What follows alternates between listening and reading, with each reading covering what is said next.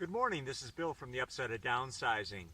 Today I'm in Yvonne's greenhouse and I'm in here for a reason.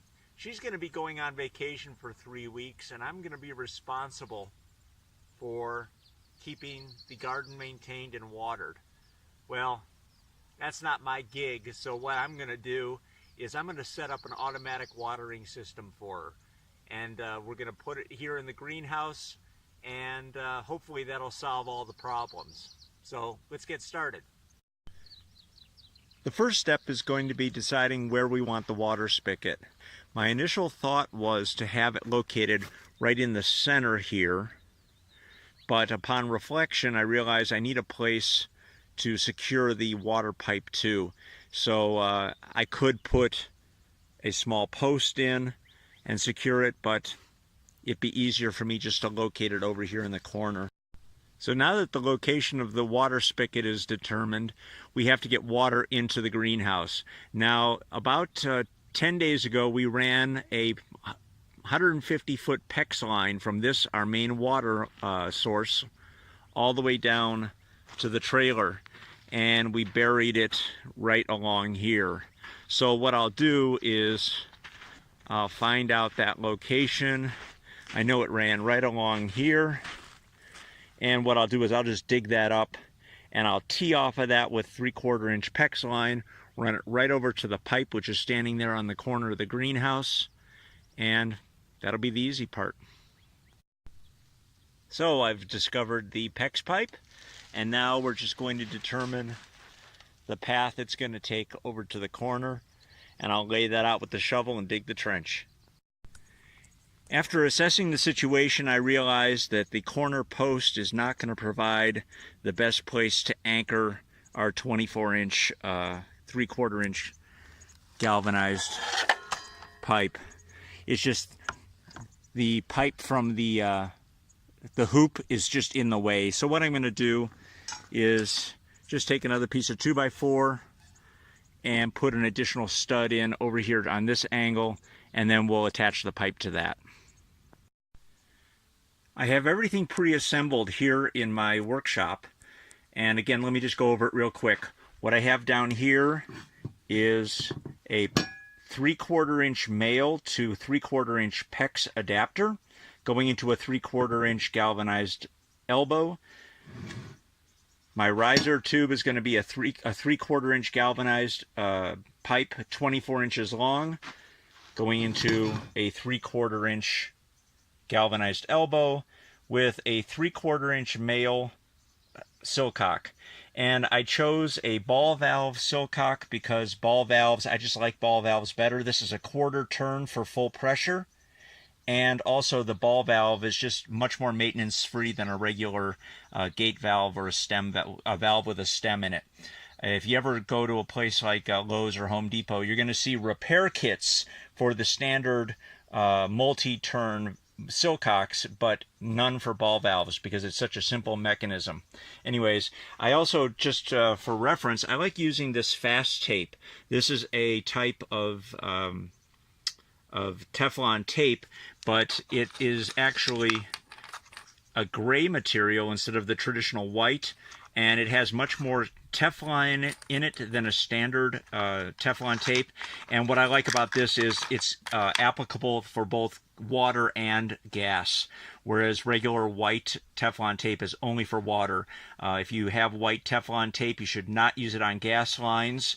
For gas lines, you'd have to go buy a yellow Teflon tape, which is made for gas lines. However, this can be used for both water and gas, so I like keeping that on hand. That way I've got one product for both applications. This is a 3/4 inch T, PEX T, and this will be used to split off the water line going up to the greenhouse.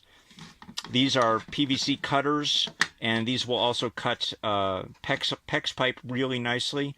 I have some pipe straps that'll be securing this to the board that I just installed, the 2x4 that I just installed. And of course, this is the pinch tool for PEX rings. And let me get a PEX ring here for you.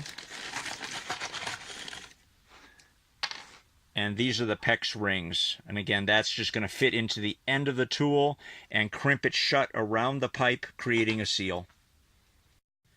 So I've brought my PEX pipe into the greenhouse, and it's always a good idea to tape the end of the PEX pipe closed until you're ready to make your connection, because you want to avoid getting dirt and things in there that'll clog valves and clog stems. So keep it taped shut and I'll make the connection. Okay, so I've attached the PEX pipe and secured it with some pipe straps. Had to do a little modification on this top pipe strap because the width of the 2x4 wouldn't accommodate the double ears, but it's secure and it ain't going nowhere. So now the last thing to do would be to take the water line, the PEX pipe down to the main line, tee off of it, and we're done. Okay, I just finished making the PEX connection. One thing you want to keep in mind when splitting a line like this to insert a T is you really have to take into account the width of the center of the T. So you don't just cut it and be done with it. You really have to cut out a small section to accommodate for the width of the T. So cut it out, put 3 pinch clamps on it. We're all hooked up. It's time to turn the water back on. Okay, water's on. No leaks here at the T. Let's take a look inside the greenhouse.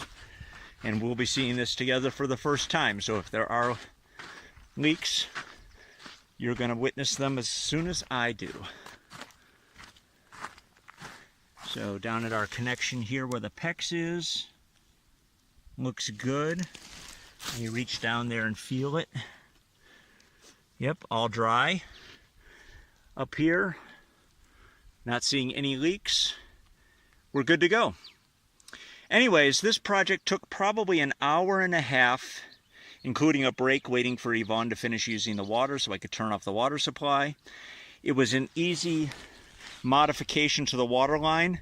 And the one thing you got to realize is once you start working with PEX, it's just making these kind of connections and additions goes real quick and it's real easy. So the next step to this project is going to be adding the timer with the drip irrigation.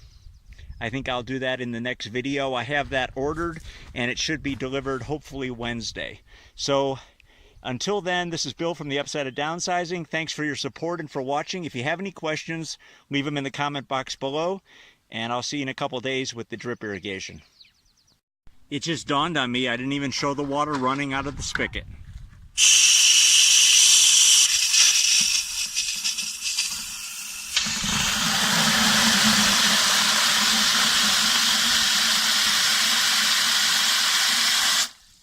It works.